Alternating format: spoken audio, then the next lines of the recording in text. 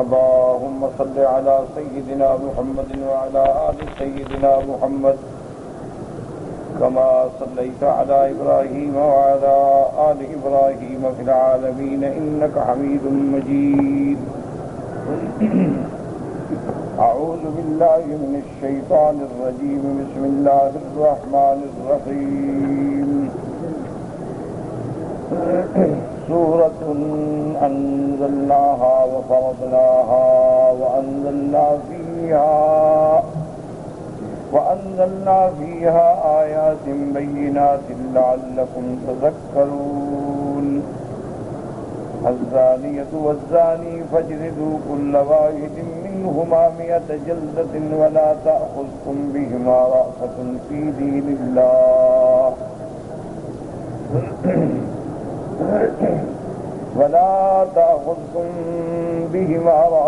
في دين الله إن كنتم تؤمنون بالله واليوم الآخر وليشهد عذابهما طائفة من المؤمنين. قال المؤلف والمفسر رحمه الله تعالى: أدام النفع بعلومه وعلومكم في الدارين آمين إلى أن قال: وروى الإمام أحمد بن هشيم الزهري عن عبيد الله بن عبد الله أن ابن عباس حدثني عبد الرحمن بن عوف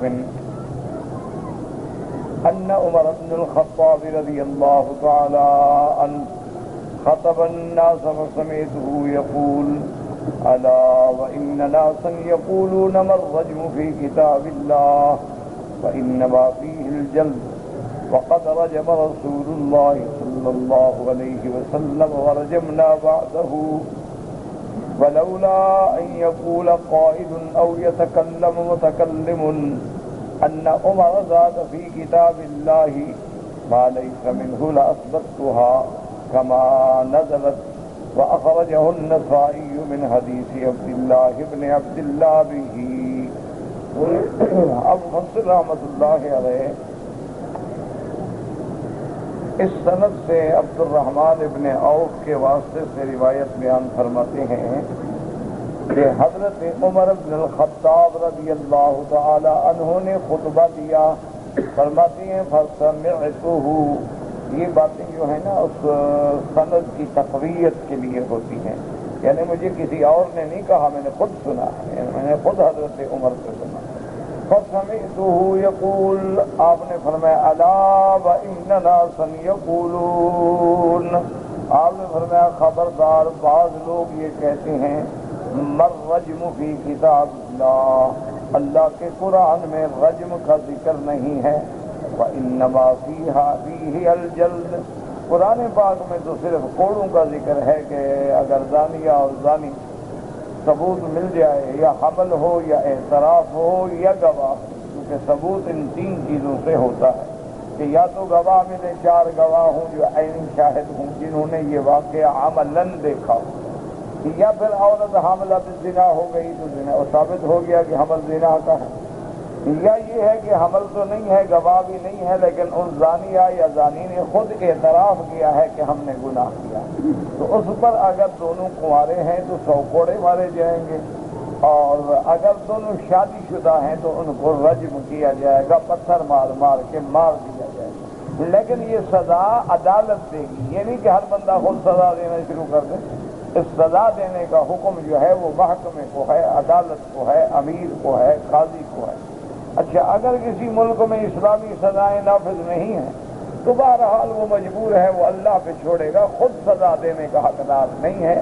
اللہ تبارک و تعالیٰ اس کو پھر قیامت میں خود سزا دے گا.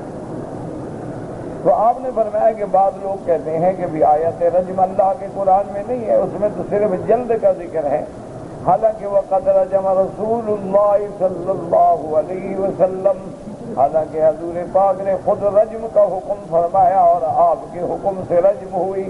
تو خدا نہ خواستہ اگر یہ اللہ کا حکم نہیں ہے، یعنی حضور نے اپنے حکم سے 2 بندے مار دیے یا 1 بندہ مار دیا، صاف بات ہے کہ ایسے معاملات میں اللہ کا پیغمبر اللہ کے حکم کے بغیر کوئی حکم جاری نہیں کر سکتا. یہ تو یعنی حد کا معاملہ ہے۔ اس سے جو کم معاملات ہیں، جیسے قرآن پاک میں موجود ہے کہ ایک عورت حضور صلی اللہ علیہ وسلم کی خدمت میں آئی اور اس نے آ کے عرض کیا کہ یا رسول اللہ، میرے خامند نے مجھے اپنے اوپر حرام کر کے کہا تم میری ماں کی طرح ہو۔ اچھا، زمانے جاہلیت میں اگر یہ لفظ کہے جاتے تھے نا کہ انت علیہ کا ظہر امی، تو وہ عورت ہمیشہ کے لیے ابداً حرام ہو جاتی تھی، یعنی حلال ہونے کا کوئی راستہ ہی نہیں تھا۔ تو اس لیے وہ بی بی گھبرا گئی کہ مجھے خامد نے یہ کہہ دیا ہے کہ تم میرے لیے میری ماں کی طرح۔ تو اس نے کہا کہ یا رسول اللہ دیکھیں، میرا خامد جو ہے میری جوانی کھا گیا اور میرے اس سے 5 بیٹے ہیں ماشاءاللہ جو موتیوں کی طرح چمکتے ہیں۔ اب جب میں بوڑھی ہو گئی تو مجھے اپنے اوپر حرام کر دیا، میں کہاں جاؤں؟ تو آپ میرے مسئلے کا حل فرمائیں۔ تو حضور صلی اللہ علیہ وسلم نے فرمایا کہ ما نزلت فی کی شیعہ، تیرے بارے میں کوئی حکم نازل نہیں ہوا۔ تو وہ بی بی اور گھبرا گئی، انہوں نے کہا یا رسول اللہ ہر حکم قرآن میں موجود ہے، آخر میرا حکم کیوں نہیں؟ تو جھگڑنے کے بعد آخر وہ بی بی اٹھ کر کہنے لگی اچھا یا رسول اللہ آپ میری فریاد نہیں سنتے، اب میں اللہ کو درخواست کروں۔ تو اللہ نے قرآن نازل فرمایا قد سمع اللہ قول التی تجادلک فی زوجہا وتشتکی الی اللہ واللہ یسمع تحاورکما۔ اللہ نے فرمایا ہم نے اس عورت کی فریاد سن لی ہے جو اپنے شوہر کے بارے میں جھگڑ رہی تھی۔ اللہ نے فرمایا میرا بابو ہم نے فریاد سن لی ہے اور ہم نے حکم نازل کر دیا ہے کہ یا تو وہ غلام آزاد کرے اور یا پھر یہ ہے کہ 2 مہینے کے روزے رکھے یا پھر 60 مسکینوں کو کھانا کھلائے۔ تو اللہ تبارک و تعالی نے کفارہ زہار، یعنی اب جب تک حکم نہیں آیا حضور نے فیصلہ نہیں فرمایا تو حضور رجم کیسے فرما سکتا ہے؟ اللہ کا نبی تو یعنی کفارے کا مسئلہ فرمایا جب تک قرآن نہیں آیا میں فیصلہ نہیں کرتا۔ جب قرآن نازل ہوا تو فرمایا بلاؤ اس عورت کو، کہاں ہے؟ بلایا کہ فرمایا اللہ نے تیرے بارے میں قرآن نازل کر دیا ہے، اب تم ہمیشہ کے لیے حرام نہیں ہو، بس تمہارا خامند جو ہے وہ کفارہ ادا کر دے تو اس کے بعد تم اس کے لیے حلال ہو۔ تو بہرحال معنی میں عرض کرنے کا یہ تھا کہ اللہ کے پیغمبر اپنی طرف سے فیصلہ نہیں فرماتے۔ وما ينطق عن الهوى ان هو الا وحی یوحی، لیکن کبھی یہ ہوتا ہے کہ اللہ وحی قرآن نازل فرماتے ہیں، لفظ بھی معنی بھی، کبھی مضمون دل میں ڈال دیا، لفظ محمد مصطفیٰ کے ہوتے ہیں صلی اللہ علیہ وسلم، اور کبھی آیت نازل کر کے منسوخ کر دیتے ہیں لیکن حکم باقی رکھتے ہیں تاکہ بندوں کا امتحان ہو کہ میرے حکم پہ چلتے ہیں یا میرے حکم پہ نہیں چلتے۔ اس لیے فرماتے ہیں حضرت عمر رضی اللہ تعالی نے فرمایا وقد رجم رسول اللہ، میرے آقا نے رجم فرمائی ورجمنا بعدہ، اور آپ کے بعد حضرت ابو بکر اور خلافت عمر میں بھی رجم ہوتی رہی۔ فرمایا ولولا ان یقول قائل او یتکلم متکلم، اگر کہنے والا نہ کہتا اور بات کرنے والے بات نہ کرتے تو میں آیت قرآن میں لکھ دیتا، وہ آیت جو تھی میں قرآن میں دوبارہ لکھ دیتا، لیکن لوگ کہیں گے کہ عمر نے قرآن بڑھا دیا اور قرآن بڑھا دیا اور قرآن بڑھا دیا، اس لیے میں وہ آیت نہیں لکھتا ہوں۔ وہ آیت جو ہے منسوخ التلاوت ہے لیکن باقی الحکم ہے۔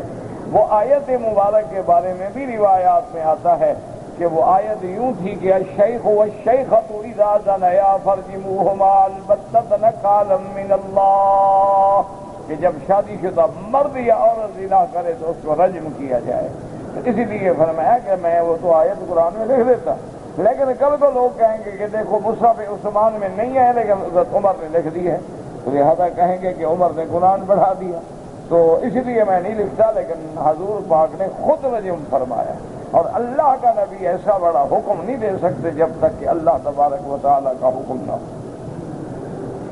اس کے بعد فرماتے ہیں وأخرجه النسائی من حدیث عبید اللہ ابن عبد اللہ به وقد روى الامام احمد ايضا عن هشيم عن علي بن زيد عن يوسف بن مهران عن ابن عباس رضی اللہ تعالی عنہما قال خطب عمر بن الخطاب رضی اللہ تعالی عنہ فذکر الرجم، حضرت عمر نے خطبہ دیا اور رجم کا ذکر فرمایا، فقال انا لا نجد من الرجم بدا فانه حد من حدود اللہ تعالی، حضرت عمر نے فرمایا کہ لوگوں خبردار، ہم کسی حال میں بھی رجم کو نہیں چھوڑ سکتے، یہ چونکہ حد من حدود اللہ ہے اور اللہ کی حدود کو کوئی تبدیل نہیں کر سکتا، یہ حدود اللہ ہے، کوئی تجاوز نہیں کر سکتا، کوئی بڑھا نہیں سکتا، کوئی گھٹا نہیں سکتا۔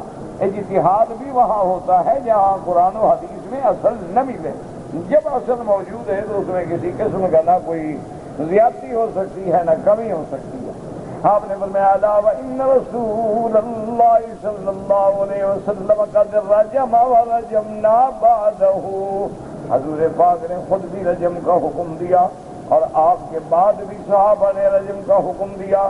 فلولا ان يقول قائلون ان عمر زاد في كتاب الله ما ليس فيه لكتبت في ناحية من المصحف، آپ نے فرمایا کہ مجھے خوف ہے کہ لوگ باتیں نہ بنائیں کہ حضرت عمر نے قرآن میں زیادتی کی ہے، ورنہ میں قرآن کے کسی صفحے کے کونے پہ یہ آیت لکھ دیتا، وشہد عمر بن الخطاب وعبد الرحمن بن عون وفلان وفلان ان رسول اللہ صلی اللہ علیہ وسلم قد رجم ورجمنا بعدہ۔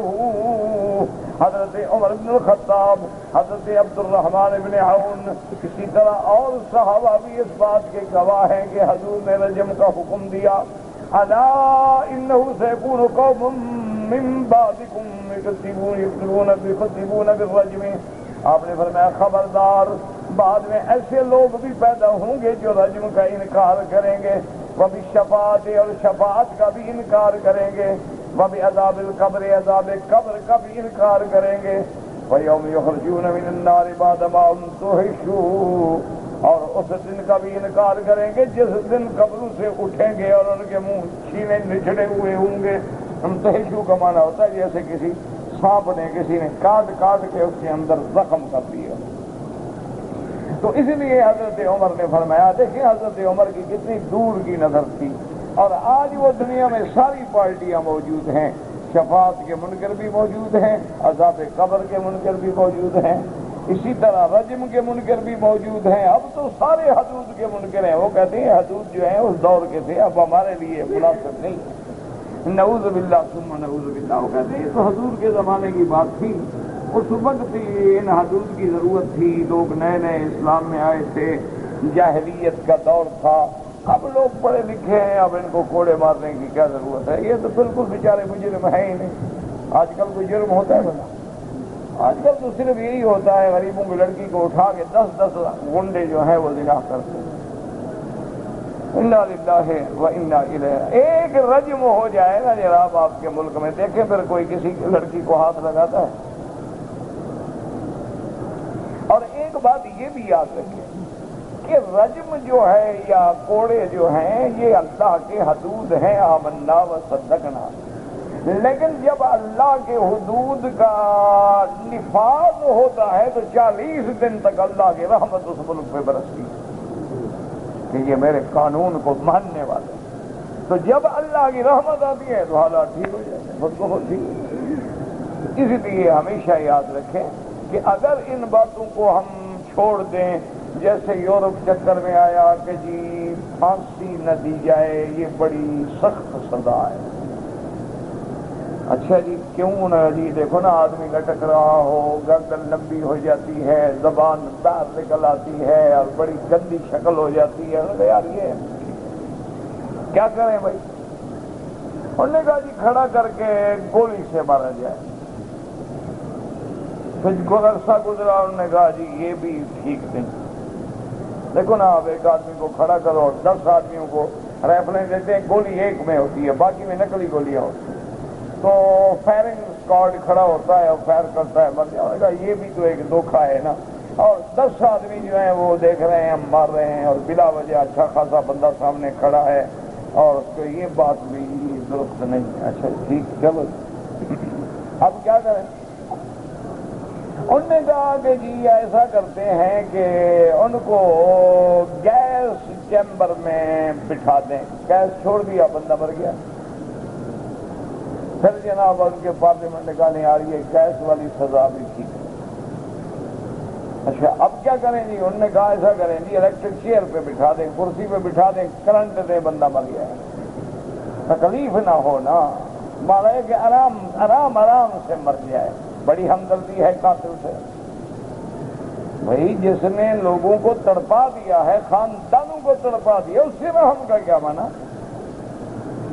انجام یہ نکلا ہے کہ آج دیکھ لیں گلی گلی کوچے کوچے میں جو سب سے بڑے متمدن ملک ہیں نا، وہاں 6 گھنٹے کے لیے بجلی بند ہوئی تو لاکھوں وارداتیں ہو گئی۔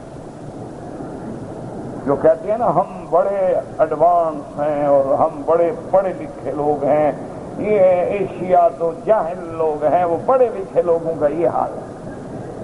ان پڑھے لکھے لوگوں کے علاقوں میں ایسے اسٹیٹ اب بھی موجود ہیں کہ مغرب کے بعد بندہ وہاں سے گزر نہیں سکتا، بندے گولی مار دیتے ہیں۔ اچھا، ایسی اسٹیٹس بھی موجود ہیں کہ وہاں آپ جو ہے، میں ایک دوست کے ساتھ جا رہا تھا تو اس نے فوراً گاڑی کے دروازوں کا لاک لگا دیا، لاک کر دیا کہ بھئی کھل نہ سکے۔ میں نے کہا یار کیوں لاک کیوں لگا رہے ہو؟ چھوٹے بچے تو نہیں بیٹھے، لاک ہوتا بھائی بچے اندر سے نہ کھول لیں، دروازہ کھول کے گر نہ جائے تو پھر لاک۔ کہا یار ہم 2 آدمی بیٹھے ہوئے، لاک کیا؟ انہوں نے کہا حضرت لاک میں نے اس لیے نہیں لگایا ہے، اب جہاں سے ہم گزریں گے نا، جب اشارے پہ گاڑی رکے گی نا تو بالکل الف ننگی لڑکیاں زبردستی ہماری گاڑی میں بیٹھ جائیں گی۔ بھائی کیوں؟ انہوں نے کہا بس وہ پیشہ ور ہیں، بیٹھ جائیں گی زبردستی۔ دروازہ کھولا، اندر بیٹھ گئے۔ چلو جی مجھے لے جاؤ، اتنا پیسے لوں گی۔ بھائی میں نے آپ کو نہیں بلایا۔ اس نے کہا نہیں میں شور کرتی ہوں تو میں پکڑواتی ہوں، زبردستی کی ہے۔ انہوں نے کہا جی پھر وہ جان تو ہر شکل میں چھوڑا نہیں ہے، بدنامی الگ۔ اخبار والے کھڑے ہوتے ہیں سڑک پہ، کلک کیا فوٹو بھی آ گیا، جناب دیکھیں عورت کے ساتھ بیٹھے، وہ بھی ان کے ہوتے ہیں آدمی۔ یہ شریف ملکوں کی بات ہے جو اپنے آپ کو بڑا پورے عالم کا چودھری سمجھتے ہیں۔ ان کا یہ حشر ہے، ان کے عالم یہ ہے، انا للہ و انا الیہ راجعون، انا للہ۔ سڑکوں پہ اشتہارات کا انبار لگے ہوئے ہوتے ہیں، لڑکیوں کے فوٹو اور عمر اور ریٹ اور پیسے، یہ بڑے لکھے لوگوں کا حشر ہے۔ انا للہ، یعنی آپ پڑھیں نا، آپ کو ایسے معلوم ہوگا میں کوئی گوشت مارکیٹ میں آ گیا ہوں، یہاں شاید گوشت لگ رہا ہے کہ گھوڑے کا اتنا اور اونٹ کا اتنا اور گائے کا اتنا اور بکرے کا اتنا، یعنی اشتہار پڑھ کے بندے کو الٹی آ جاتی، کہہ آ جاتی۔ انا للہ و انا الیہ راجعون۔ آج اسلام کی سزائیں نافذ کر دیں۔ اچھا اب گئے جی، پتہ نہیں کیا ہوگا، اس ملک کا تجربہ سامنے ہے کہ جب ان کو اللہ نے اس ملک پہ حکومت دی، انہوں نے قرآن و سنت کو اپنا قانون بنا دیا۔ یعنی یہ خطہ جو ہے بد امنی کا گڑھ تھا، ظلم چوری ڈاکے قتل کا گڑھ تھا، لیکن قرآن کا قانون آیا امن۔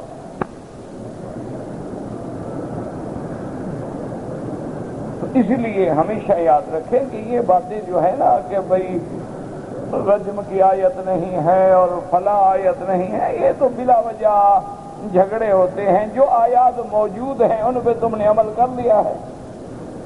یہ اکثر کہتے ہیں نا جی، ہم جاتے ہیں نا، اور جی مولوی مکی صاحب ہم کدھر جائیں؟ دیکھیں نا اب وہ سبز پگڑی والوں کے پاس بھی مولوی قرآن پڑھتا ہے، اور کالی پگڑی والا بھی قرآن پڑھتا ہے، سفید پگڑی والا بھی قرآن پڑھتا ہے، اور جناب مولوی تو کٹھے ہی نہیں ہوتے نا، جناب مولوی تو فرقہ واریت میں مبتلا ہو گئے، جناب مولوی ٹکڑے ٹکڑے ہو گئے، مسجدیں الگ ہو گئیں، مولوی کٹھے نہیں ہوتے، ہم کدھر جائیں؟ یہ سب سے بڑا شیطان نے دماغوں میں ڈالا ہوا ہے کہ مولوی کٹھے نہیں ہوتے۔ اچھا جی مجھے یہ بتائیں کہ دنیا میں کوئی مولوی ایسا ہے جو کہے نماز نہ پڑھو؟ ہاں جی نہیں، اگر کوئی ہے تو بتاؤ، کو بریلوی دیوبندیال حدیث تبریزی کوئی پارٹی ہے جو کہتی ہے نماز نہ پڑھا کرو؟ ہاں جی، مانا نماز پہ سارے مولوی متفق ہیں، اس میں کوئی جھگڑا نہیں ہے، تو سارے پڑھتے ہو نماز؟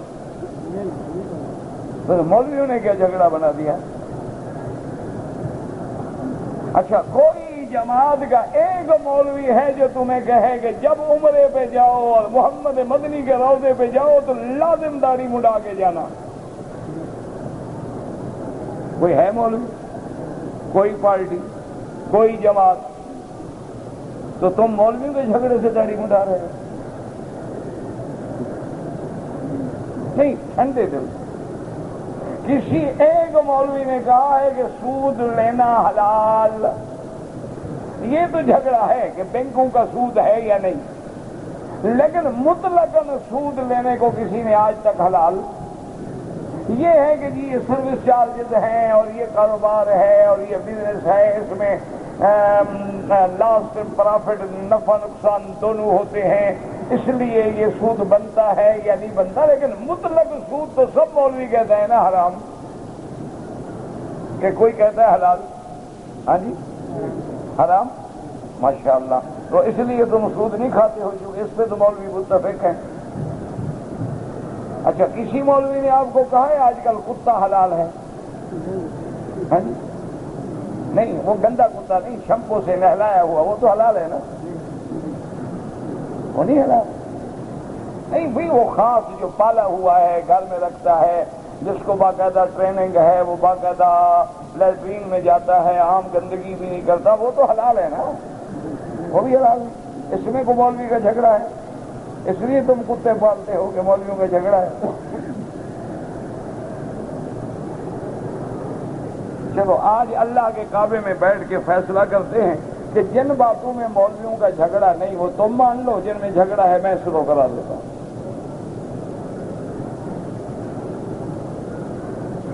تو پھر مولویوں کا نام کیوں لیتے ہو؟ سیدھی بات کہو کہ جی شیطان ہمیں نیکی کی طرف آنے نہیں دیتا، یہ ہم بہانہ بناتے ہیں کہ جناب مولویوں میں جھگڑا ہے، جناب مولوی کسے نہیں ہوتے اور جناب مولوی کسے نہیں، اور بابا بریلویوں کے پاس بھی اور قرآن شریف ہے، جھگڑا کیا ہے؟ زیادہ سے زیادہ اختلاف اسی بات پہ ہوگا کہ ایک چراغاں کرتا ہے، ایک نہیں کرتا، ایک آمین زور سے کہتا ہے، گائستہ کہتا ہے، ایک میلاد کا حلوہ بناتا ہے، ایک نہیں بناتی، یہ کچھ دین کی بنیادی مسئلے ہیں جن پہ کوئی جھگڑا پڑ گیا ہے اور تم بدکے ہوئے ہو۔ یہ تو فروعی مسائل ہیں جن کا کوئی اصل اصول دین سے وابستہ ہی نہیں ہے۔ اچھا، کوئی آدمی جناب میت مرتی ہے تو سبز چادر ڈال دیتا ہے، کوئی کالی چادر ڈال دیتا ہے، کوئی سفید چادر ڈال دیتا ہے، کوئی اس کی چارپائی بڑی لے آتا ہے، کوئی چھوٹی لے آتا ہے، کوئی کمبل ڈال دیتا ہے، مانا تو مردے کو دفنانا ہے نا، قبر میں تو سارے لے جاتے ہیں نا۔ کسی نے ایک دعا پہ گزارا کر لیا، کسی نے کہا نہیں جناب ایک سے کام نہیں بندہ، 2 3 4 کر دو۔ اچھا جی ٹھیک ہے 4 کرو، تو ساری رات کھڑے رہو دعا کرتے رہو، کوئی فرق نہیں پڑتا۔ کیا میت کو دفن کریں گے کہ نہیں کریں گے؟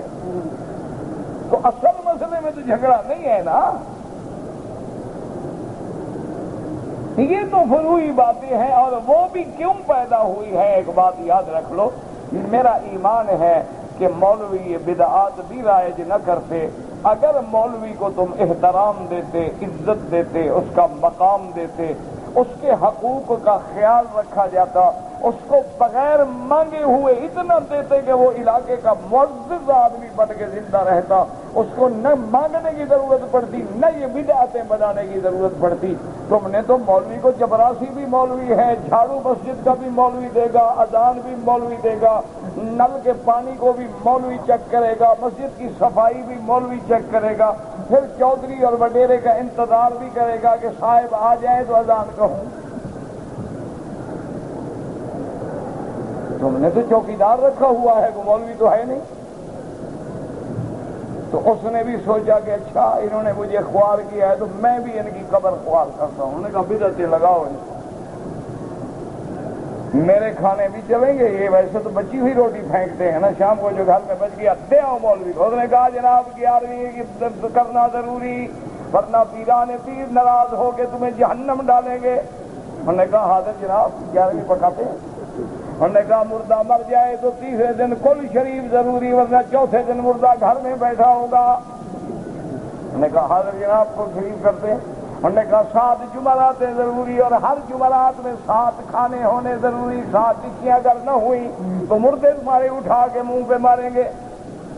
اچھا جی 7 کھانے بناتے ہیں، 7 جمعرات ہو گئے، کہا 40واں کرنا بھی ضروری ہے۔ انہوں نے کہا بہت اچھا ہے، وہ بھی کرتے ہیں۔ اتنے میں کوئی محلے کا اور مر گیا، مولوی کی روٹی چلتی رہی۔ یہ تو اس کو تم نے مجبور کیا ہے بدعتیں دینے پر۔ اب یہاں کا دیکھ لیں امام سے، مثلا امام حرم ہیں، یہ بھی تو مولوی ہیں نا، ائمہ حرمین ہیں، اللہ اس حکومت کو جزائے خیر دے، انہوں نے ان کو وزیر کا مرتبہ دیا ہے۔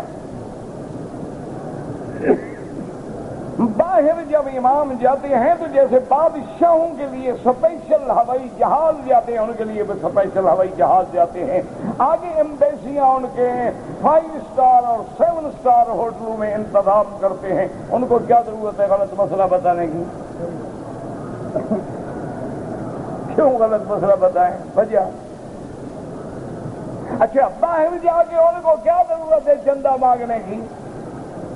ہوائی جہاز انتظار میں کھڑا ہے، 2 دن کا دورہ ہے، 3 دن کا دورہ ہے، سارا خرچہ گورنمنٹ برداشت کر رہی ہے، 5 اسٹار ہوٹل ہے، اس میں بھی جو رائل سویٹ ہوتی ہیں ان میں ان کو ٹھہرایا جاتا ہے تاکہ پتہ لگے کہ علم دین کا کیا مقام ہے، پتہ لگے کہ ایک عالم کا کیا مقام ہے، ایک امام کا کیا مقام ہے۔ تم نے تو امام کو چپراسی اور چوکیدار بنا دیا ہے۔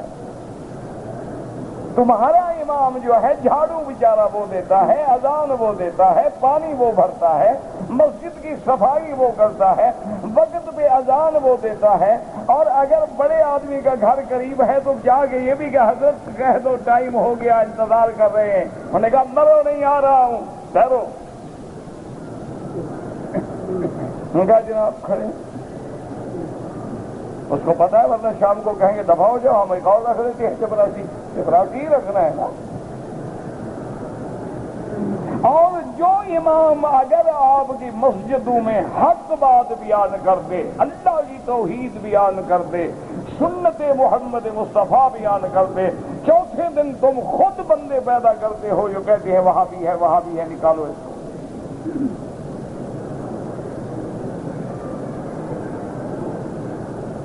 یہ سارا فتنہ جو ہے دراصل شیطان نے بنایا ہے، شیطان نے ہمارے دلوں میں ڈال دیا ہے، مساوے سے ڈال دیے ہیں، شبہات ڈال دیے ہیں، کوئی دین کے منکر ہو گئے، کوئی اسلام کے منکر ہو گئے، کوئی مدارس کے منکر ہو گئے، کوئی سنت نبی کے منکر ہو گئے، کوئی رجم کے منکر ہو گئے، کوئی حدود اللہ کے منکر ہو گئے۔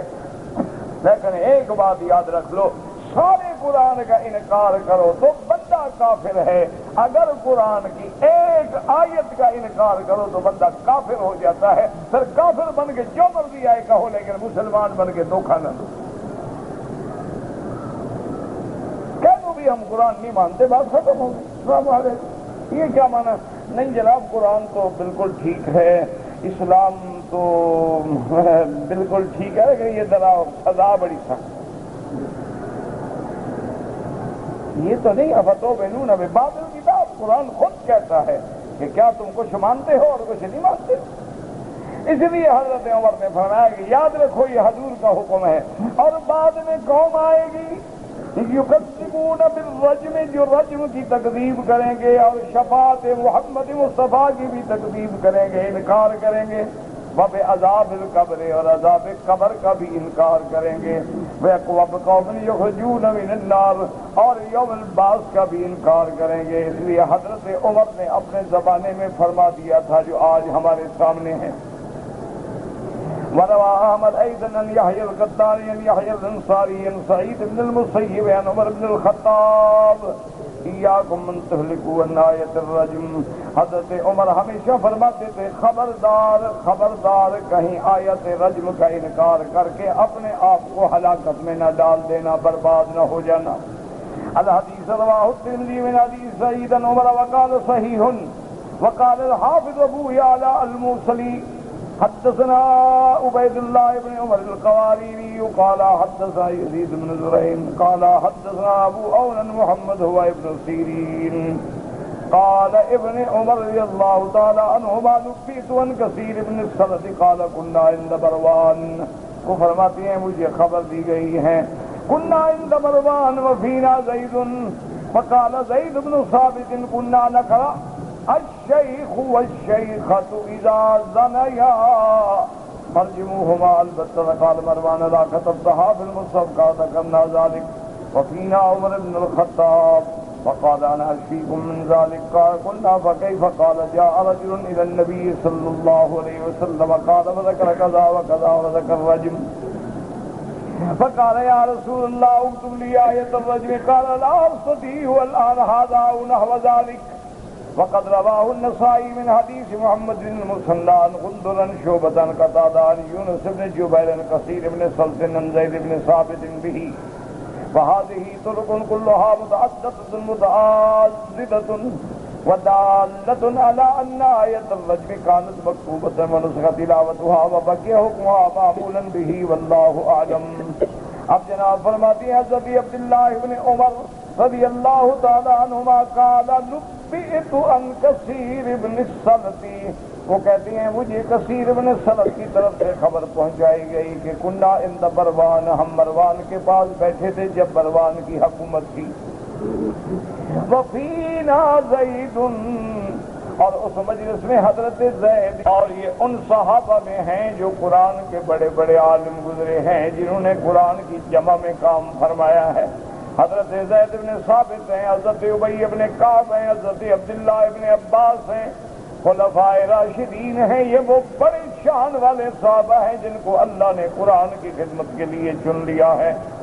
فرماتے ہیں فقال زید بن ثابت كنا نقرأ، حضرت زید بن ثابت نے فرمایا کہ ہم یہ آیت پڑھا کرتے تھے حضور کے زمانے میں الشیخ والشیخۃ اذا زنیا فرجموہما البتۃ، کہ اگر کوئی شادی شدہ مرد ہے یا عورت زنا کرے تو اس کو رجم کرو. قال مروان، تو مروان نے کہا حضرت زید سے کہ پھر آپ نے اس آیت کو مصحف میں کیوں نہیں لکھا؟ انہوں نے کہا اس کی وجہ یہ ہے کہ حضرت عمر بن الخطاب نے فرمایا نشفیکم من ذلک، میں تمہاری وضاحت کرتا ہوں، میں جواب دیتا ہوں اس بارے میں. قال قلنا کیف؟ قال جاء رجل الى النبي صلی اللہ علیہ وسلم، ایک آدمی حضور کی خدمت میں آیا. فذکر قضا و قضا، اس نے فلاں مسئلہ فلاں مسئلہ فلاں مسئلہ ذکر کیا. وقضا الرجم، اور رجم کے بارے میں بھی ذکر کیا. فقال یا رسول اللہ اکتب لی آیت الرجم، اس نے کہا حضور مہربانی کر کے مجھے آیت الرجم لکھوا دیں. آپ نے فرمایا کہ نہیں. وقد رواه النسائی، یعنی لکھنے کا حکم نہیں. من حدیث محمد بن المثنى عن غندر عن شعبہ عن قتادہ عن یونس بن جبیر عن کثیر بن صلت. اب مفسر فرماتے ہیں وہذه طرق كلها متعددۃ، اس حدیث کے اس واقعے کے بڑے رستے، بڑے طریق ہیں، بڑے اسناد ہیں جو ایک دوسرے کو تقویت پہنچاتے ہیں، جس کا نتیجہ یہ نکلتا ہے کہ آیت الرجم کانت مکتوبۃ، یعنی پہلے دور میں آیت الرجم بھی باقاعدہ لکھی ہوئی تھی، لیکن اللہ نے اس کی تلاوت کو منسوخ کر دیا اور اس کے حکم کو باقی رکھا. تو یاد رکھو نسخ منسوخ کا معنی یہ ہوتا ہے کبھی وہ آیت منسوخ، حکم بھی منسوخ، کبھی تلاوت باقی لیکن حکم منسوخ، کبھی تلاوت منسوخ لیکن حکم باقی. جیسے آیت الرجم کی تلاوت منسوخ ہے لیکن حکم قیامت تک باقی ہے. اور اسی طرح دیکھیں تہجد کے بارے میں ناسخ بھی موجود ہے، منسوخ بھی موجود ہے، باقی اب تلاوت ہے، تلاوت کی جاتی ہے لیکن حکم منسوخ ہے. پہلا حکم کیا تھا؟ یا ایھا المزمل قم اللیل الا قلیلا نصفه او انقص منه قلیلا او زد علیہ ورتل القرآن ترتیلا. اللہ نے حکم فرمایا میرے مدنی ساری رات عبادت کریں، تھوڑا سا آرام کریں، یعنی دو حصے عبادت کریں، ایک حصہ آرام کریں. پھر اللہ نے رعایت کی کہ چلو آدھا حصہ آرام کریں اور آدھا حصہ عبادت کریں. پھر اللہ نے رعایت دی کہ دو حصے آرام کریں، ایک حصہ عبادت کریں. لیکن صحابہ گھبرا گئے کہ وقت کا پتہ نہ لگے، ہو سکتا ہے کہ ہم نے زیادہ عبادت کی ہے یا نہیں کی. تو وہ زیادہ سے زیادہ عبادت کرتے تھے حتیٰ کہ پاؤں سوج گئے. اس لیے اللہ پاک نے حکم فرما دیا، فرمایا فَقْرَؤُوا مَا تَيَسَّرَ مِنَ الْقُرْآنِ عَلِمَ أَنْ سَيَكُونُ مِنْكُمْ مَرْضَىٰ وَآخَرُونَ يَضْرِبُونَ فِي الْأَرْضِ يَبْتَغُونَ مِنْ فَضْلِ اللَّهِ وَآخَرُونَ يُقَاتِلُونَ فِي سَبِيلِ اللَّهِ فَاقْرَؤُوا مَا تَيَسَّرَ مِنْهُ. اللہ نے فرمایا میرا مدنی ہم جانتے ہیں آپ کی امت میں غریب مریض بھی ہوں گے، تاجر بھی ہوں گے، کاروباری بھی ہوں گے، محنت کرنے والے کسان بھی ہوں گے، مجاہد بھی ہوں گے، تو ان حالات میں آدھی آدھی رات جاگنا بڑی مشقت کا کام ہے۔ لہذا ہم حکم دیتے ہیں کہ جتنا اللہ کسی کو توفیق دے اتنا جاگ کے تہجد پڑھ لے، چاہے تو 15 منٹ جاگے، چاہے تو آدھا گھنٹہ جاگے، چاہے تو گھنٹہ جاگ لے۔ اب دونوں حکم موجود ہیں، پڑھے بھی جاتے ہیں لیکن پہلا حکم منسوخ ہو گیا، تو یعنی یہ منسوخ الحکم ہے، باقیت تلاوت ہے، اور آیت الرجم جو ہے وہ منسوخ تلاوت ہے لیکن باقی الحکم ہے، کہ اس آیت کو تو ہم نہیں پڑھتے لیکن حکم موجود ہے۔ اور ایسا اللہ کیوں فرماتی ہے؟ تاکہ بندوں کا امتحان ہو جائے کہ لکیر کے فقیر بنتے ہیں یا میرے محمد کے غلام بنتے ہیں صلی اللہ علیہ وسلم۔ جو لوگ ایمان والے ہیں پھر وہ سیدھا حضور کی بات پہ چلتے ہیں کہ حضور نے فرما دیا، بات ختم ہو گئی، اب ہمیں زیادہ بحث میں پڑھنے کی ضرورت ہی نہیں ہے۔ کہ جب اللہ کے نبی نے رجم فرمائی ہے، جب اللہ کے نبی کے صحابہ خلفائے راشدین نے رجم فرمائی ہے، حضرت ابوبکر، حضرت عمر رضوان اللہ تعالی علیہم اجمعین کے دور میں رجم ہوئی ہے، تو پھر کسی جھگڑے میں پڑنے کی ضرورت کیا ہے؟ اس لیے فرماتے ہیں وقد امر رسول اللہ صلی اللہ علیہ وسلم برجم هذه المرأة وهي زوجة الرجل الذي استاجر الاجير لما جنت مع الاجير۔ اے اللہ پاک کے نبی نے حکم دیا تھا اس بندے کو جس نے اپنے کام کے لیے نوکر رکھا لیکن اس نے اس کی بیوی سے زنا کیا۔ رجم رسول اللہ ماعز بالغامدیہ، حضور پاک نے ماعز اور غامدیہ کو بھی رجم کا حکم دیا۔ وَكُلٌّ مِّنْ هَٰؤُلَاءِ لَمْ يَنْقُلْ عَن رَّسُولِ اللَّهِ أَنَّهُ جَلْدَهُمْ قبل الرجم، اور اس میں یہ بھی نہیں کہ پہلے جلد کی گئی ہو پھر رجم کی گئی ہو۔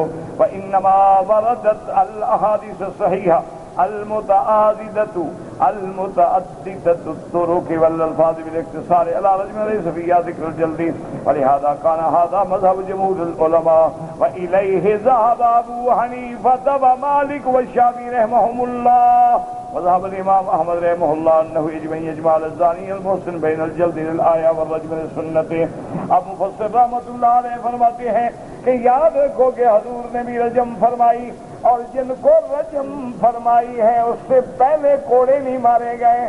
حالانکہ امام احمد ابن حنبل رحمۃ اللہ علیہ فرماتے ہیں کہ اگر شادی شدہ مرد اور عورت زنا کریں اور ثابت ہو جائے پہلے 100 کوڑا بھی مارو پھر رجم کرو، لیکن جمہور صحابہ جمہور ائمہ فرماتی ہیں کہ نہیں بھئی، جب آیت جب سزا رجم کی ہو گئی تو اب کوڑے مارنے کی کیا ضرورت؟ جب اس کو مار ہی دینا ہے تو پھر پہلے کوڑے مارنے کا کیا فائدہ؟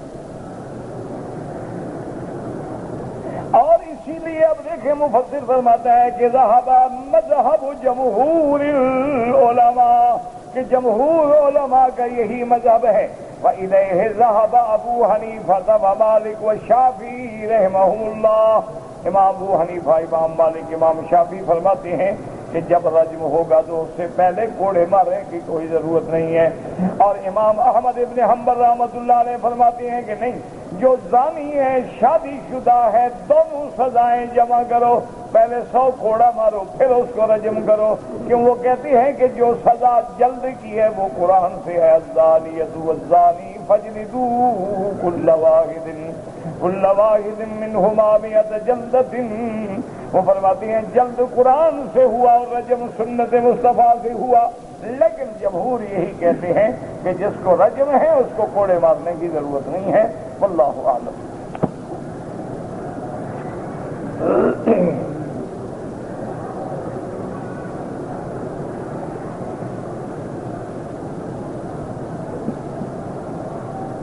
کہتے جی کہ پاکستان میں اسلامی بینکنگ شروع ہو گئی ہے، اچھی بات ہے، الحمدللہ خوشی کی بات ہے، بلکہ دعا کرو دل سے اللہ پاکستان کو محفوظ رکھے۔ اس وقت دشمنوں کی نظریں جو ہیں وہ بہت غلط اشارے دے رہی ہیں، تو ہمارے بس میں اور کچھ نہیں، دعا تو کر سکتے ہو کہ اللہ حفاظت فرمائے، اور یہ بھی دعا کرو کہ اللہ وہاں اسلام کا غلبہ کرے، قرآن و سنت کا غلبہ کرے، اور قرآن و سنت کا قانون نافذ ہونے کا رستہ پیدا فرما دے۔ اللہ کے آگے کوئی مشکل نہیں۔ بہرحال کہتا ہے جی سود ہے، لیکن جب اسلامی بینکنگ ہے تو سود کا کیا معنی؟ سود نہیں ہوگا، بہرحال میں نے یہی سنا ہے کہ وہاں پر کچھ بینک ہیں جیسے الفلاح ہے، میزان ہے، برکہ ہے، اسی طرح اپنا مسلم کمرشل بینک نے بھی کوئی ایک سیکشن مختص کیا ہے جو میں نے سنا ہے، مجھے پتہ نہیں، نہ میں کیا ہوں نہ میرا تجربہ ہے۔ کہتے ہیں کہ وہ باقاعدہ اسلامی اصولوں کے مطابق مضاربہ اور مشارکہ اور مرابحہ کے طریقے پہ کام کر رہے ہیں۔ اگر ایسی بات ہے تو بڑی خوشی کی بات ہے، اور ہر مسلمان کو چاہیے کہ ایسے بینکوں کو مضبوط کریں تاکہ لوگوں کو اور زیادہ سے زیادہ شوق پیدا ہو۔ دیکھو نا، تم نے پیسہ تو رکھنا ہے نا کسی بھی بینک میں، تو بغیر سودی کے اسلامی میں رکھیں تو اور اچھی بات ہے کہ ان کو اور طاقت ملے تاکہ وہ زیادہ کام میں آگے بڑھیں۔ قضائے عمری جو ہو گئی، پہلی بات میرے بھائی یہ ہے توبہ کرو، اللہ پاک اپنی رحمت سے توبہ سے گناہ معاف فرما دیں گے۔ اس کے بعد جتنا ہمت ہو سکے، اب ترتیب تو تب ہونا جب 10-15 نمازیں ہوں، جب ہم نے 20 سال پڑھی نہ ہو تو کیا ترتیب کریں گے؟ بس پڑھتے رہیں جتنا ہو سکے، نفل نہ پڑھیں وہی پڑھتے رہیں۔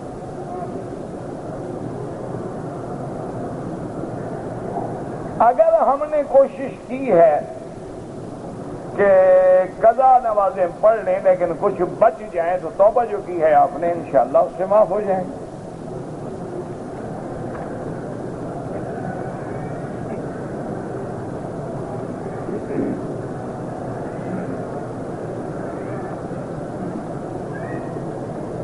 میں نے 9 تاریخ کو رات 10 بجے ڈپٹی سے فارغ ہو کر حدود عرفات سے تھوڑا باہر نکلا، مجھے کیا پتا کتنا باہر نکلا۔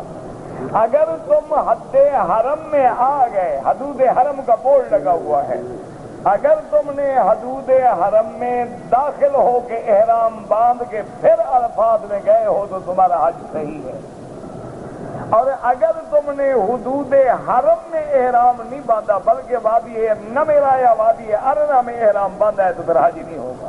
بس اب یہ تم جانو اور تمہارا کام جانو۔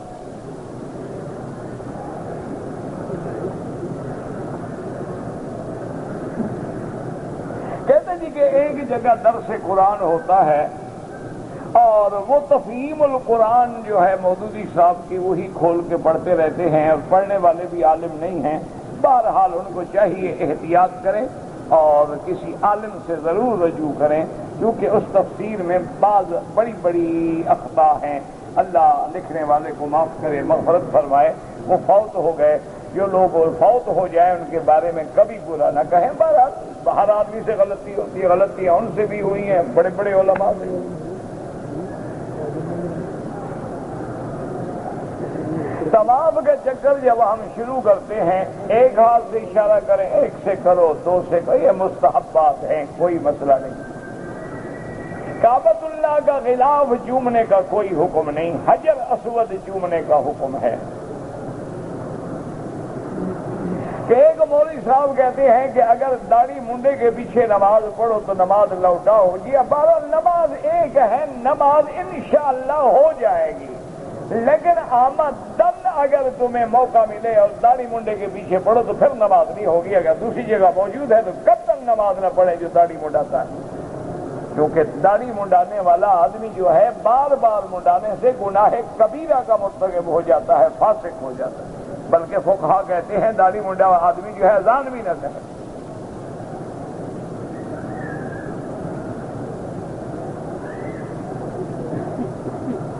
کہتے جی کہ عورتوں کا بالوں کو رنگنا جائز ہے، مردوں کا بھی جائز ہے، عورتوں کو بھی جائز ہے، جو مرضی ہے کرے، بالکل کر سکتے ہیں۔ تو صرف علماء منع کرتے ہیں مردوں کو کہ بوڑھے آدمی جو ہیں وہ کالا رنگ نہ لگائیں، اس کے علاوہ تو کوئی رنگ ہے۔ اب تو کالے والے سفید کر رہے ہیں، تمہیں کیا فکر ہے بھائی؟ اب جوان لڑکے لڑکیاں کالے بال بالکل اس کو وہ سفید کر دیتے ہیں، دوسرے دن دیکھو گے تو اس کو جناب وہ گولڈن کر دیں گے، تیسرے دن دیکھیں گے تو براؤن کر دیں گے، چوتھے دن دیکھیں گے تو ڈارک براؤن کر دیں گے، کیونکہ پتہ لگے کہ روز ایک نئی عورت ہے۔ انا للہ و انا الیہ راجعون۔ اور جن کو اپنی شکل بدلنے کا شوق ہو وہ بھی بندہ ہوتا ہے بنا۔ نہ ایمان سے کہے وہ بندہ ہوتا ہے. یار جانوروں کی بھی شکل نہیں بدلی جاتی، گھوڑے بھی نسلی چنے جاتے ہیں، بٹیرا بھی نسلی لڑتا ہے، مرغا بھی نسلی لڑتا ہے، تو عورت غیر نسلی کیسے کام آئے گی؟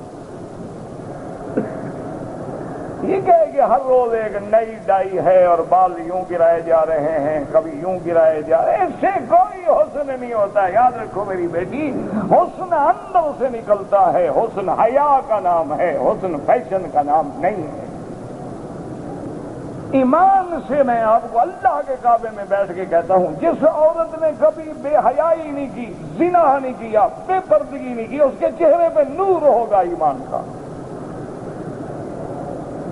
اور بے حیا عورت کا چہرہ ایسے ہوگا جیسے چوسا ہوا آم ہو، کسی نے گٹھلی باہر پھینک دی اور لعنت برس رہی ہے. ایک تجربہ کر لو، دیکھ لو.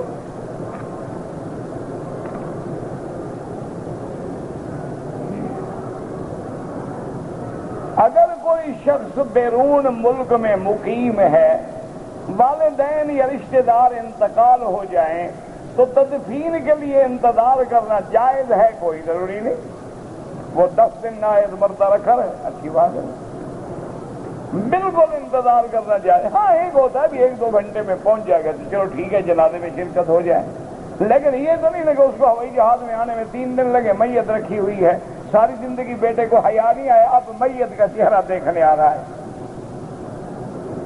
بھائی ہر تم نے زندگی میں کیا کیا ہے بات کے لیے کہ اب چہرہ دیکھ کے تم بڑی وفاداری ثابت کر دو گے؟ چھوڑو چکر ہے. یعنی موت کے بعد بھی باپ کے ساتھ ڈرامہ کھیل رہے ہو، قوم کو دھوکہ دے رہے ہو.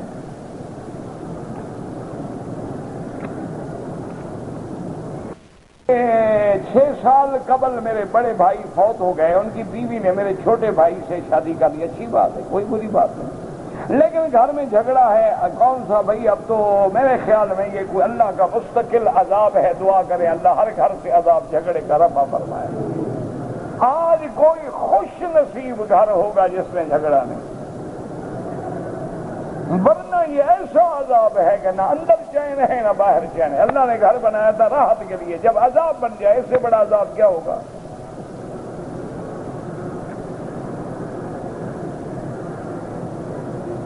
کس مسجد میں ہم رمضان کے آخری بشتے میں اس مسجد میں ہم، تو یہ مسجد نہیں ہے، مسجد حرام میں اعتکاف سب سے افضل ہے. اعتکاف کی نیت کے ساتھ ساتھ ملازمت کرنا بھی جائز ہے، یعنی ملازمت حرم کے اندر ہو، باہر نکلو گے اعتکاف ختم.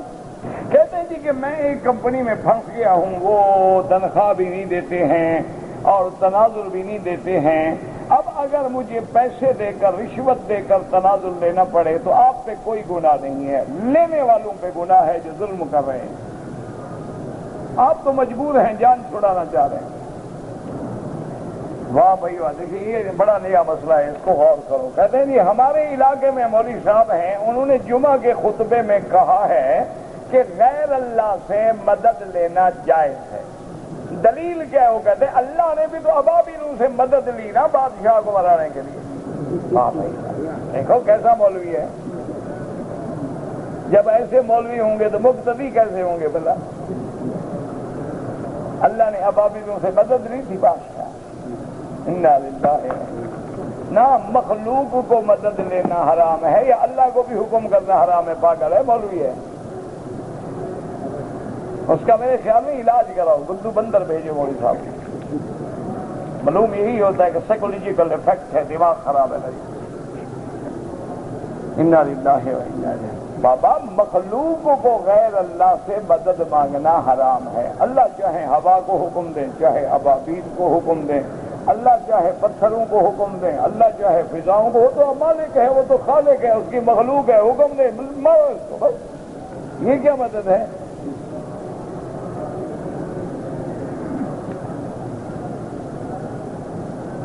کہتے جی کہ فجر کی نماز میں امام صاحب نے جب تلاوت کی تو چونکہ سجدہ تلاوت آ گیا، امام صاحب سجدے میں چلے گئے اور بہت سارے لوگوں کو پتہ ہی نہیں تھا. پتہ کیوں ہو؟ قرآن پڑھیں تو پتہ ہو. ان کو تو پتہ ہے بھی راڈو گھڑی کی کون سا نیا ماڈل آیا ہے. مسلمان کو قرآن کا پتہ ہوا ہے تو بے وقوفی والی بات ہے.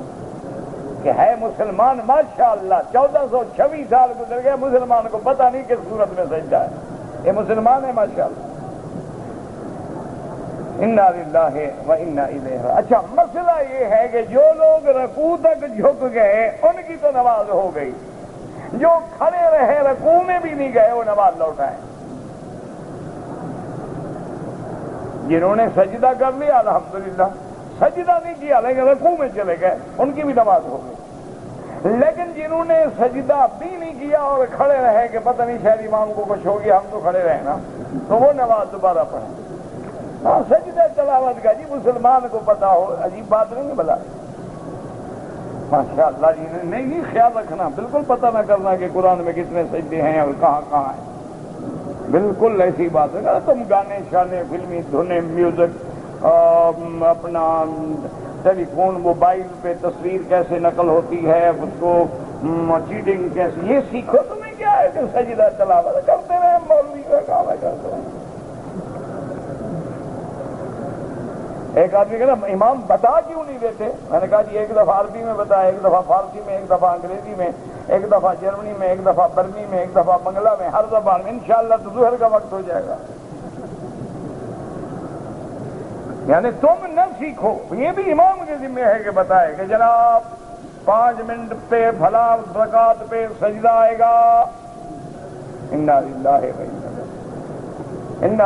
و انا الیہ راجعون۔ یار مقتدی ایسے لوگوں کو کوئی لحاظ، کوئی ضمیر بھی اندر لعنت نہیں کرتا کہ میں مسلمان ہوں، میرا کام ہے کہ میں یاد کروں۔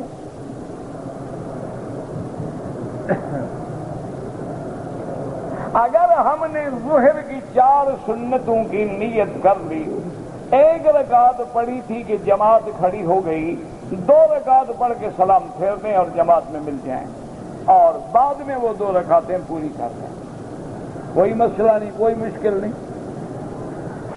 جو آدمی رشوت دے کر افسر سے خود بھی ناجائز فائدہ لینا چاہتا ہے تو دینے والے پر بھی لعنت، لینے والے پر بھی لعنت۔ ایک ہے کہ جس کا کام ہے، کام ٹھیک ہے، افسر ظلم کر کے نہیں کرتا ہے، رشوت دے کے کرا رہا ہے، اب لینے والے پہ لعنت ہے، دینے والا مجبور ہے۔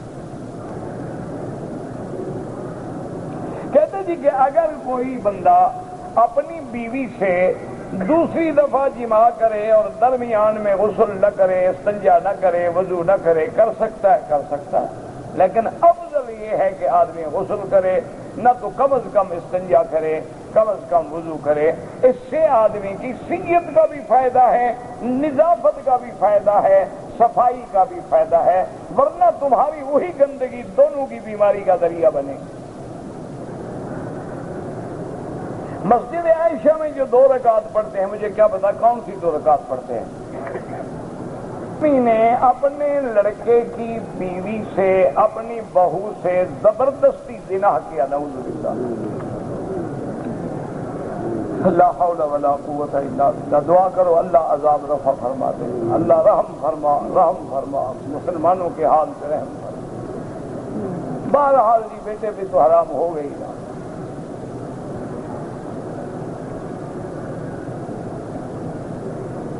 فرضی حج میں طواف سے پہلے بیوی سے جماع کر لیا، طواف زیارت سے پہلے کر لیا، تو بعض علماء فرماتے ہیں کہ ایک اونٹ ذبح کرے یا ایک گائے ذبح کرے، ورنہ کم از کم توبہ بھی کرو اور ایک بکری ذبح کرو، کیونکہ طواف زیارت کے بغیر تحلل کامل نہیں ہوتا، بیوی حلال نہیں ہوتی۔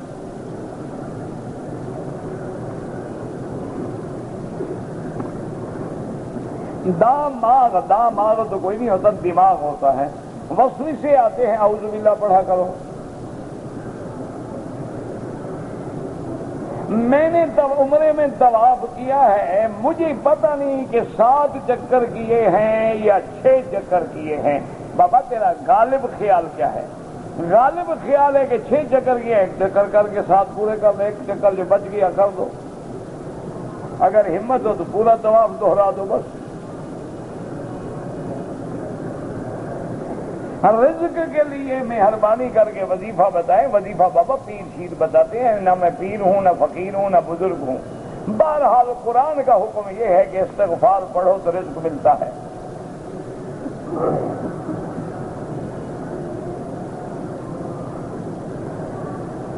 جو لوگوں نے پرندے گھر میں رکھے ہوئے ہیں پنجروں میں، ان کے حقوق ادا کریں تو کوئی حرج نہیں، حقوق ادا نہ کریں تو آزاد کر دیں،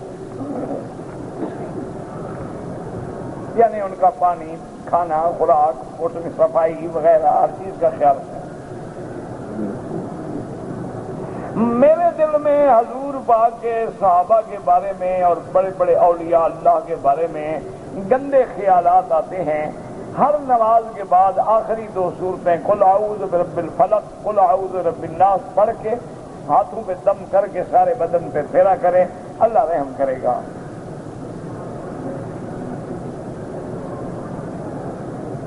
ہمارے علم یہ کہتا ہے کہ پاک و ہند میں اسلام جو ہے وہ محمد ابن قاسم کے بعد پھیلائی، آپ کو غلط فہمی ہے، اسلام تو بہت پہلے پھیل گیا، محمد قاسم تو بہت بعد میں گیا۔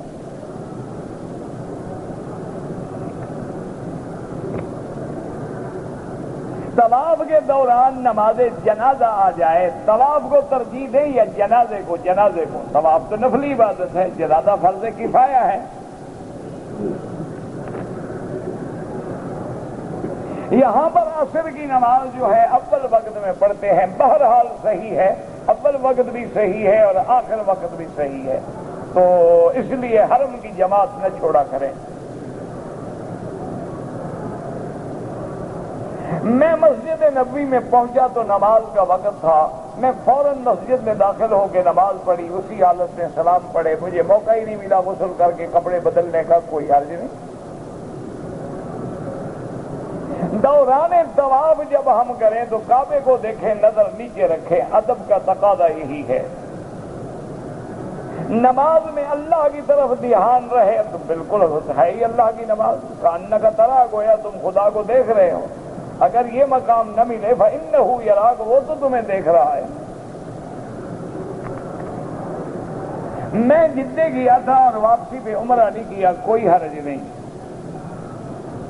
جب بھی حدود حرم سے باہر جائیں تو عمرہ کرنا ضروری نہیں ہوتا، ہاں اگر میقات سے باہر جائیں، جیسے مدینہ منورہ، جیسے طائف ہے، پاکستان جاتے ہیں، پھر آپ کو عمرہ کرنا ضروری ہے۔ اگر ہم نے عمرہ کر لیا ہے، دوسرا عمرہ کرنا چاہتے ہیں تو حد حرم سے باہر جائیں، افضل یہ ہے کہ میقات پہ جائیں، ورنہ جیرانہ یا مسجد عائشہ۔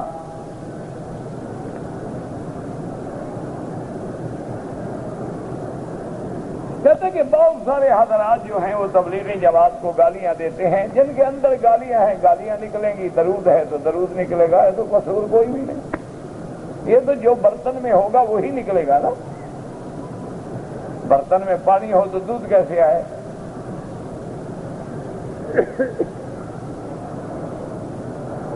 لوگ جو ہیں کہتے ہیں کہ تم دین کی تبلیغ کرو، خود نہیں کرتے ہیں، یہ تم کو جو کہہ رہے ہیں تبلیغ نہیں کر رہے۔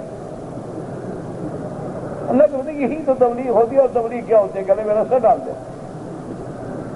عجیب بات ہے، تمہیں کہہ رہے ہیں نا کہ دین کے لیے نکلو، یہی تو تبلیغ ہے۔ ابھی للعباد انہ یؤمن بکلام رسول اللہ او لا یؤمن۔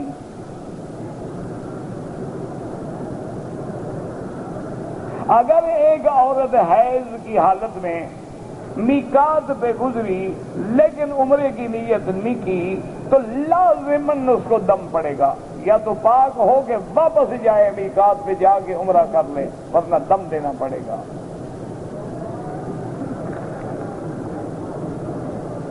والدہ کے لیے عمرہ کرنا چاہتا ہوں، بالکل کریں بھائی، والد والدہ کے لیے جو مرضی آئے کرو، اللہ پاک نے حکم دیا، اچھا بیٹا ہی وہی ہوتا ہے جو والدین کے لیے خیر کے کام کرے۔ والدہ کو حج کرانا چاہتا ہوں، وہ چل پھر نہیں سکتی، تو ان کے بدلے میں آپ حج بدل کر لیں، کیوں بیچاری بوڑھی کو تکلیف دیتے ہو؟ آپ اپنا حج کر چکے ہیں، ماں کا حج بدل کر لو، وہ معذور ہے چلنے پھرنے سے، یہاں لاؤ گے بیچاری کو ہر وقت ریڈی پہ رکھو گے۔ مدینہ منورہ کیا، احرام بھی باندھا، لبیک بھی کہا، عمرے کا پتہ نہیں تھا، تو پھر احرام کیوں باندھا پتہ نہیں تھا؟ تو اب عمرہ بھی دوبارہ کرے، پتہ کر لے اچھی طرح، ایک بکری بھی دے دے، انشاءاللہ آئندہ مجال ہے غلطی کرے۔ 300 ریال جب بھرے گا نا جی ضرب 16 4,800 روپے، اگر اگلے سال تک بھی مسئلہ بھول جائے تو اس کی بکری میں دوں گا، وعدہ میرا آپ سے۔ کسی کا کسی عورت سے زنا کا تعلق تھا، اس کی بیٹی سے نکاح ہو سکتا ہے کیونکہ وہ نکاح تو نہیں تھا نا، اس کی ماں سے زنا تھا، لیکن نہ کرے تو بہتر ہے۔ کرتے ہیں 2 آدمی بینک میں پیسے رکھتے ہیں، بالکل قربانی کرنا ان کے ساتھ جائز ہے، کافر تھوڑے ہو گئے ہیں۔ اگر ان کی یا جان کی حفاظت کے لیے رکھا جائے بالکل جائز ہے۔ نون کی آخری آیتیں پڑھ کے دم کرے۔ وتر کی نماز میں دعائے قنوت پڑھنا چاہیں تو دعائے قنوت پڑھے، اور کیا کرنا چاہیں۔ اگر ایک آدمی نے عمرہ کر لیا، طواف کر لیا، صفا مروہ دوڑ لیا، ابھی چادریں نہیں کھولی تھی، احرام بال نہیں مڈائے، نماز پڑھے جو مرضی ہے کرے، کوئی